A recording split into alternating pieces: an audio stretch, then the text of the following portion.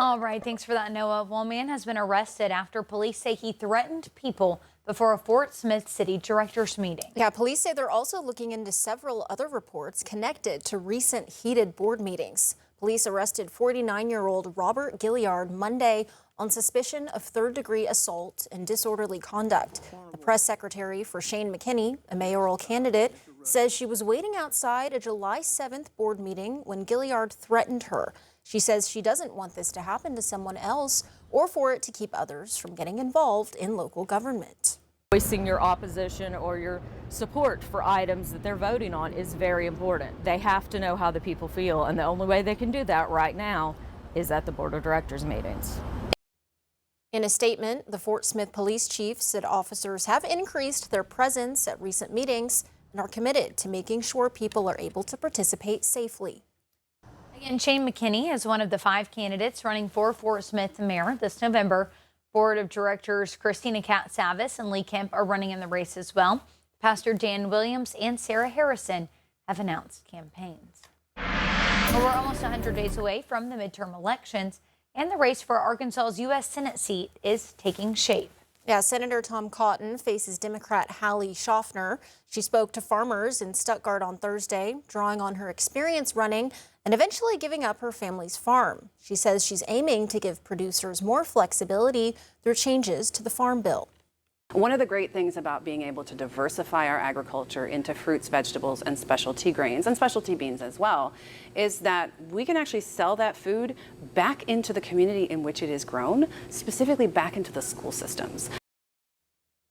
Meanwhile, in a statement, Senator Cotton's campaign said farmers were hit by inflation under the Biden-Harris administration, and that Cotton is working with President Trump, the USDA secretary, and the governor to support Arkansas agriculture. Well, potential breakthrough and what could be causing an outbreak of the parasite that we've been seeing get thousands sick. Sources tell CBS News an FDA traceback investigation has identified a single supplier of iceberg lettuce from Mexico, Taylor Farms, as a possible source. The company supplies lettuce to Taco Bell locations in 5 states where people have gotten sick. In a statement, Taco Bell said it is working to remove potentially impacted lettuce from a supplier in certain states. Well, we've been telling you all week about that intestinal parasite cyclosporiasis that's now caused 14 cases in Arkansas, according to the Department of Health. Now we're taking a look at how it's impacting businesses at the Fayetteville Farmers Market. One vendor said business was a little slower than normal. Growers said customers should continue washing produce thoroughly and following normal food safety practices. Shoppers at the market said the outbreak has been top of mind, especially when looking at fresh fruits and vegetables. We're just talking about that. Those blackberries over there looked delicious, and I decided I'm just going to cook them in a cobbler and not worry about the parasites. Yeah, we're probably going to pass on any lettuce we see, unfortunately.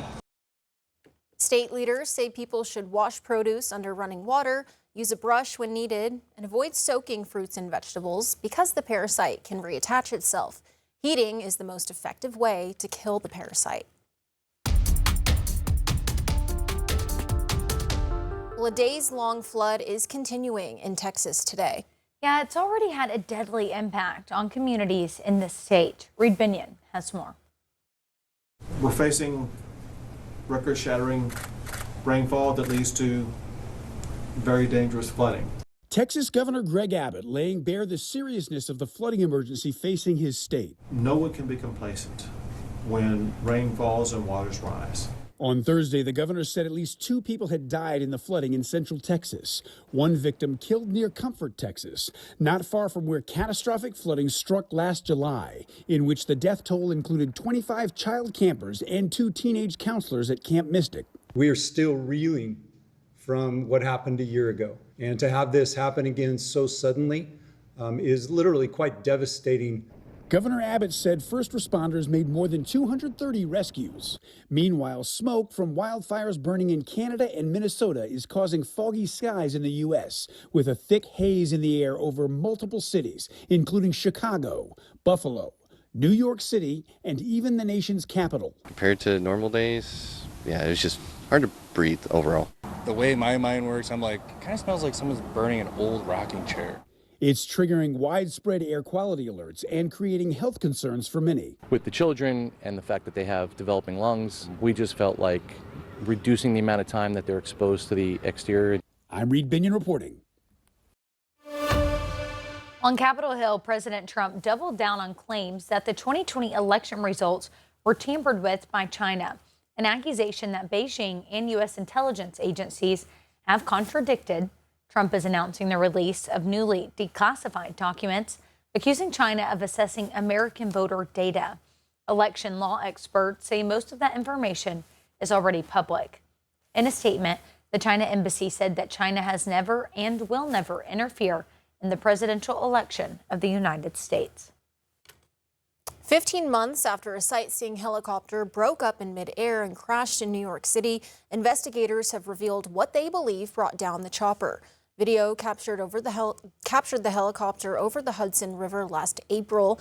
The crash killed the pilot and a family of 5 Spanish tourists. Newly released documents from the National Transportation Safety Board indicate the helicopter may have flown into a flock of geese. A forensic review and DNA testing by the Smithsonian indicates a flock impacted the rotor blades in an area toward the tail of the helicopter.